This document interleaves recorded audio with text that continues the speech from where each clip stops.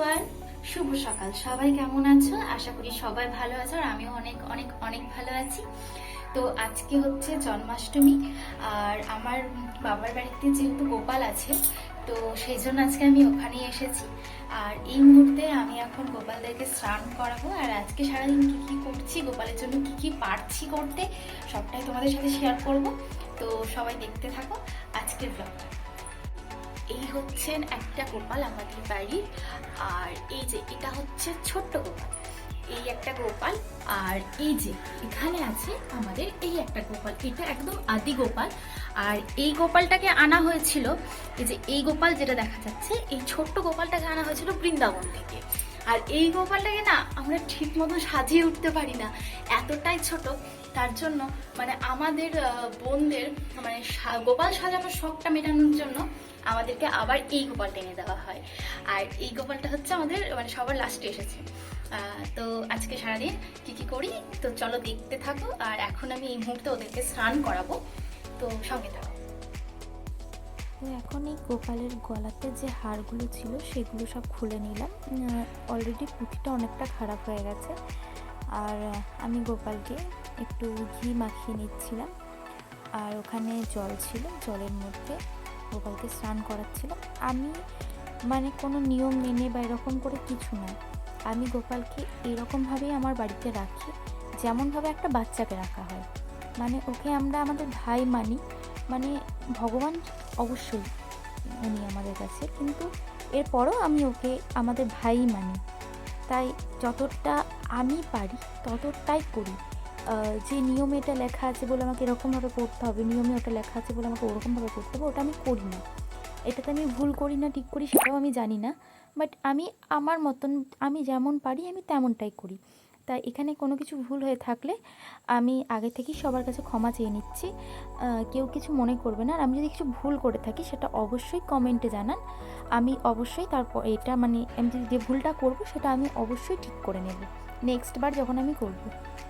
তো আমার স্নান করানো কমপ্লিট। তারপর গা মুছিয়ে আমি ওদেরকে নতুন বস্ত্র পরাচ্ছি। তো এবার আমি রেডি করে নেব সবাইকে, দেখতে থাকো।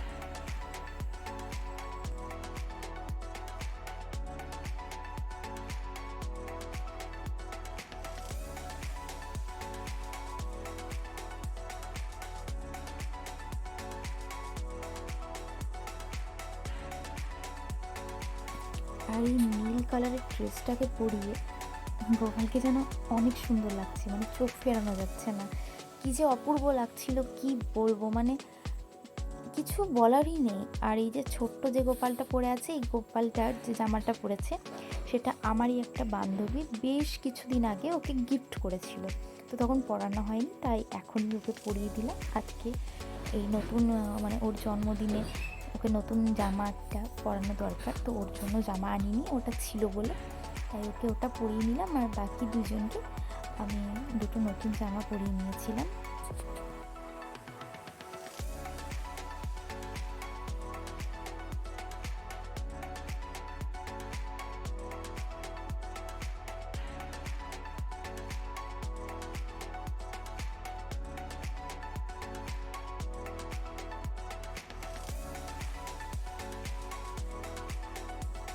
তো ফাইনালি ওরা রেডি হয়ে গেছে, সবাইকে সিংহাসনে বসিয়ে দিয়েছি। আর আমাদের যে আদি গোপাল, ও মানে ওটার জন্য এক্সট্রা কোনো সিংহাসন নেই, তো ওটাও ছিল একটা গদি বসানো ছিল, ওখানে বসানো ছিল ওনাকে। তো এই যে এরা সুন্দরভাবে সেজে উঠেছে আমার কাছে। তো আর অবশ্যই তোমরা কেউ এটা জানাতে ভুলো না যে আমার গোপালদেরকে কেমন লাগছে।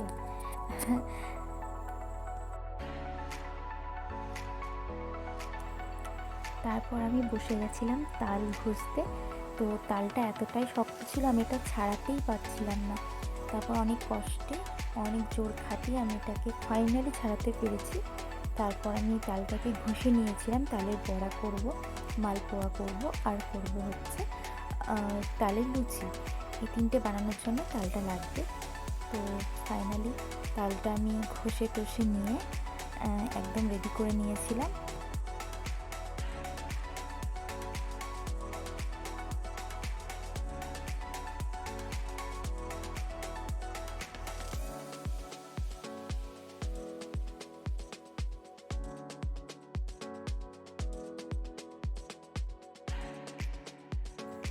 আর সব কিছু মানে একার দ্বারা ফোনে মানে ভিডিও ক্যাপচার করা না পসিবল হয়ে ওঠে না, আর তার জন্য আমি এরকম ছোটো ছোটো ক্লিপ নিয়েছিলাম। ওটা মালপোয়ার ব্যাটার ছিল, আর এটা তালের বড়া আর একটা লুচির জন্য।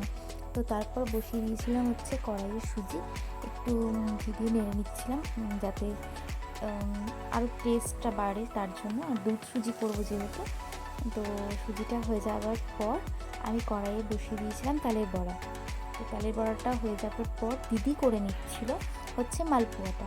আমি করছিলাম কিন্তু আমার ভীষণ ঘাড়ে ব্যথা করছিল। ও বললো তুই ছেড়ে দে, অনেক সকাল থেকে করছিস, তুই আমাকে দে, আমি এগুলো করে নিচ্ছি।